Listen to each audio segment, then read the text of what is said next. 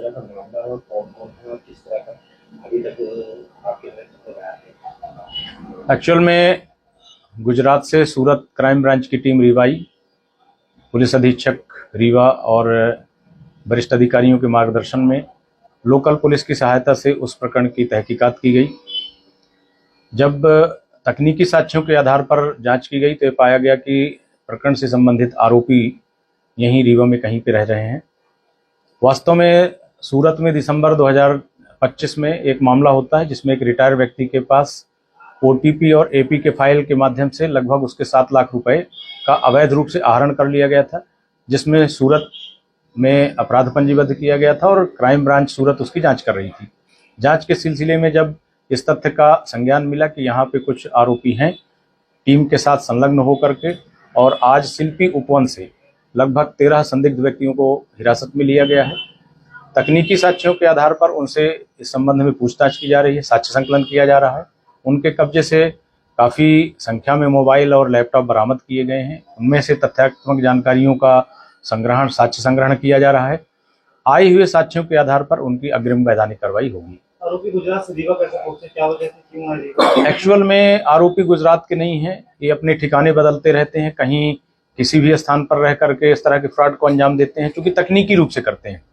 जिस तरह से यहाँ के अपराधी कभी जामताड़ा से, कभी गुजरात से, कभी राजस्थान से पकड़े जाते हैं, वैसे ही गुजरात में जो जिनने काम किया उनका भी अपराधियों का ठिकाना यहाँ पे पता चला था, जिसमें इनको गिरफ्तार किया गया।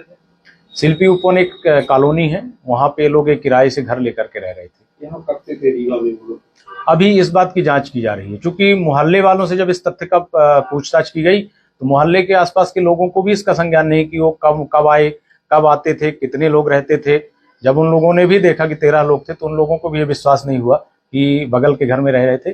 तो इस तरह से सारे तथ्यों की भी इसमें जांच की जाएगी। मकान मालिक ने उनकी सूचना क्यों नहीं दी, इस तरह से किराएदारों को कैसे रखे, इस बात की भी जांच की जाएगी। तो गाड़ी वगैरह कुछ है उनके पास? गाड़ियों में तो अभी एक मोटरसाइकिल का पता चला है, एक प्लेटिना मोटरसाइकिल का भी, और इसमें जांच की जाएगी। आरोपी अभी 13 लोगों को हिरासत में अपने पास ही रखा गया है।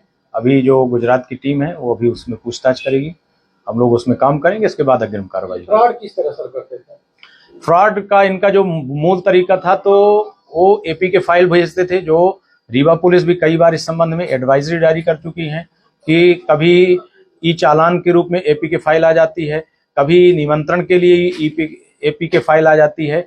इसको डाउनलोड करने से हम लोग बचने का भी पूर्व में सलाह कई बार एडवाइजरी जारी करके दे चुके हैं। इसी तरह का फ्रॉड गुजरात में इन लोगों ने किया था। एक वृद्ध व्यक्ति थे, रिटायर हुए थे, तकनीकी रूप से उतने साउंड नहीं थे, उनके मोबाइल पे एपी के फाइल गई, उन्होंने डाउनलोड कर लिया।